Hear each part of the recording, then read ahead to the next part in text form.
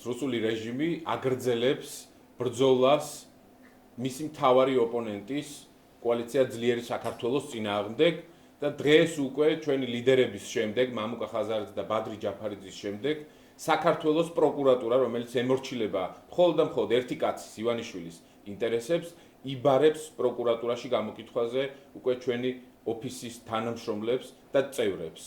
ეკა გიორგობიანი, რომელიც წარმოადგენს ძლიერი საქართველოს ოფის მენეჯერს და პარტიის იურისტი თორნიკე ართქმელაძე დაბარებულები არიან საქართველოს პროკურატურაში გამოკითხვაზე, პროკურატურაში, რომელიც პოლიტიკური მიზანშეწონილობით საზღვრავს ყველა საკუთარ ქმედებას და გადაწყვეტილებას, მაგრამ ჩვენ ღიად ვაცხადებთ საზოგადოების წინაშე. ჩვენ გვაქვს ანგარიშვალდებულება საქართველოს მოქალაქეების, ეროვნული ინტერესების და ორი მთავარი მოთხოვნის წინაშე. ეს არის ახალი არჩევნები და პოლიტპატიმრების თავისუფლება.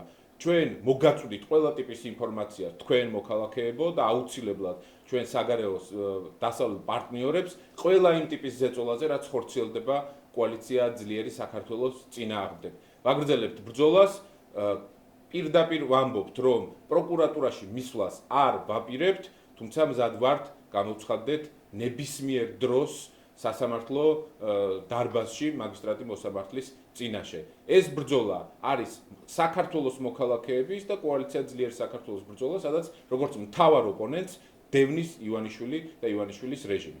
მადლობა მინდა თორნიკეს ვთხოვო, რომელიც პარტიის იურისტია. მოგესალმებით, ეგრეთ წოდებული ხელისუფლება გადადის უკვე ტერორის ახალ ეტაპზე. მას შემდეგ, რაც მათ დაიბარეს ჩვენი პარტიის ლიდერები ეგრეთ წოდებულ პარლამენტში, ასევე გადაწყვიტეს, რომ უკვე დაიბარონ პროკურატურაში პარტიის წევრები და თანამშრომლებიც კი.